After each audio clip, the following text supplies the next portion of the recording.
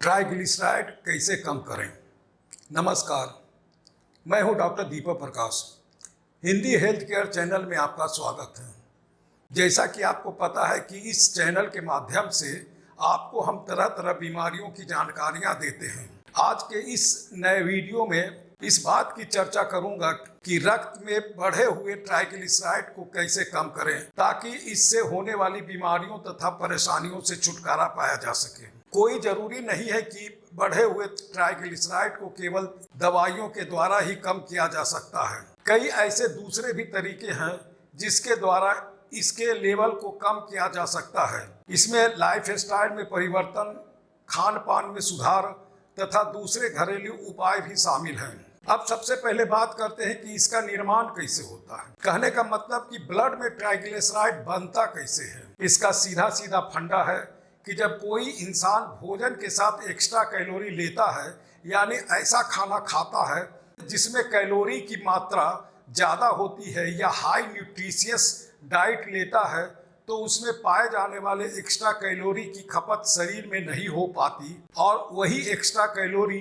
Triglyceride के रूप में लीवर में स्थित फैट में जमा हो जाता है। अब जब कभी किसी कारणवश भोजन नहीं कर रहे होते हैं या उपवास कर रहे होते हैं, तो ट्राइग्लिसराइड के रूप में लीवर में जमा इसी कैलोरी का उपयोग शरीर करता है, जिससे शरीर को एनर्जी मिलती रहती है। लेकिन किसी कारणवश जब ट्राइग्लिसराइड का उपयोग शरीर नहीं कर पाता है, तो उसका लेवल खून में काफी बढ़ जाता है, जिस कारण से मरीज को heart disease, diabetes, pancreatitis, stroke, मोटापा जैसी बीमारियों के होने की संभावना काफी बढ़ जाती है। अब प्रश्न उठता है कि ऐसी खतरनाक तथा जानलेवा बीमारियों के होने की संभावना को कैसे रोका जाए। इसके लिए जरूरी है कि जिस कारण इसके बढ़ने की संभावना होती है उसे दूर किया जाए। जैसा कि हम बता चुके हैं कि ट्राइग्लिसराइड के बढ़ने के कारण ऐसा होता है, अतः इसके लेवल को खून में कैसे कम किया जाए इसके बारे में सोचना चाहिए।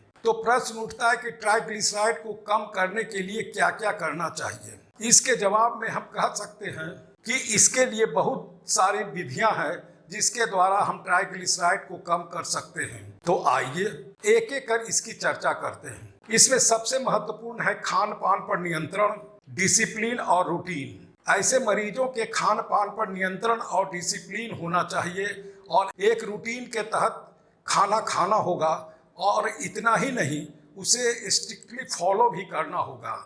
ध्यान देना होगा कि क्या खाएं क्या न खाएं। जीभ पर भी नियंत्रण जरूरी है। एक रूटीन के तहत नाश्ता तथा खाना खाना होगा। कई चीजों को नियंत्रित रूप से लेना होगा और कई चीजों का परित्याग करना होगा। दूसरी सबसे बड़ी बात है कि खान पान में ग्रीन लीफी वेजिटेबल का अधिक से अधिक सेवन करना होगा, जिसमें बंधा गोभी, फूल गोभी, साग, मूली, लहसुन, प्याज आदि को शामिल करना होगा। जितना ज़्यादा ग्रीन वेजिटेबल का सेवन करेंगे उतना ज़्यादा अच्छा है, क्योंकि इन सारी सब्जियों में फाइबर प्रचुर मात्रा में होती है, जिसकी वजह से अतिरिक्त कैलोरी का एब्जॉर्प्शन पेट में नहीं हो पाता और खून में ट्राइग्लिसराइड का लेवल बढ़ने नहीं पाता। यानी कि फाइब्रस वेजिटेबल अतिरिक्त कैलोरी के एब्जॉर्प्शन को नियंत्रित कर देता है। दूसरा, ऐसे मरीजों को फ्रूट्स के खाने की ओर ध्यान देना चाहिए। इसमें साइट्रस फ्रूट का अधिक से अधिक सेवन करना चाहिए। साइट्रस फ्रूट्स उसे कहते हैं जो खट्टा होता है। कोई जरूरी नहीं है कि महंगा फ्रूट्स ही खाया जाए।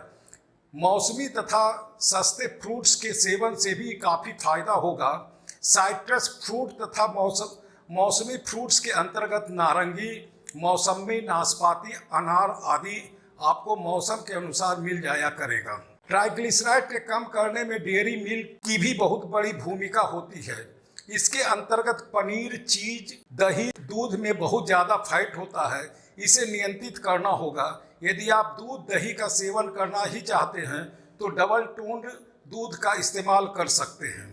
कई लोग पूछते हैं कि लेमन जूस से ट्राइग्लिसराइड का लेवल घटता है कि नहीं। इसका सीधा सा जवाब है कि हाँ, लेमन जूस से ट्राइग्लिसराइड घटता है और इसके साथ साथ बैड कोलेस्ट्रॉल यानी एलडीएल का भी लेवल घटता है।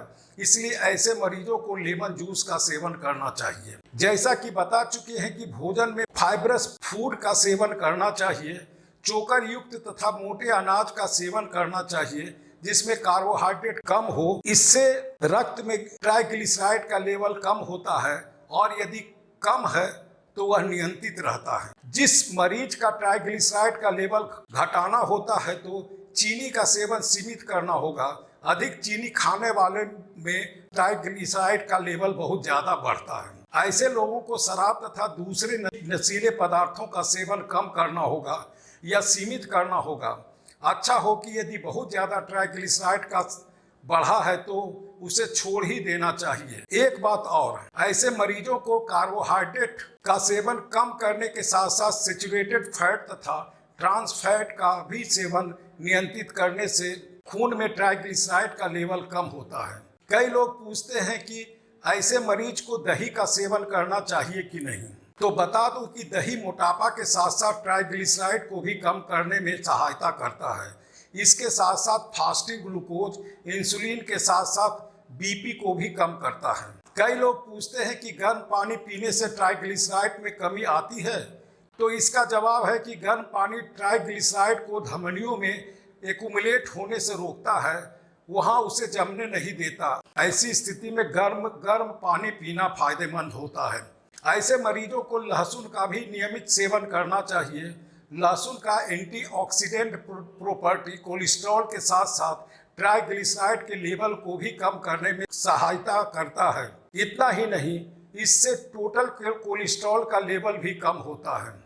एक बात और बता दें कि केला भी ट्राइग्लिसराइड के लेवल को कम करने में सहायक होता है, इसलिए ऐसे मरीज को केला भी नियमित रूप से खाना चाहिए। अंत में यदि आपको मेरा यह वीडियो पसंद आए तो इसे लाइक करें, शेयर करें और सब्सक्राइब करें और बगल के बेल आइकॉन को भी दबा दें ताकि आगे आने वाले नए वीडियो का नोटिफिकेशन आपको सही समय पर मिल सके, ताकि आप इसका लाभ उठा सकें। धन्यवाद।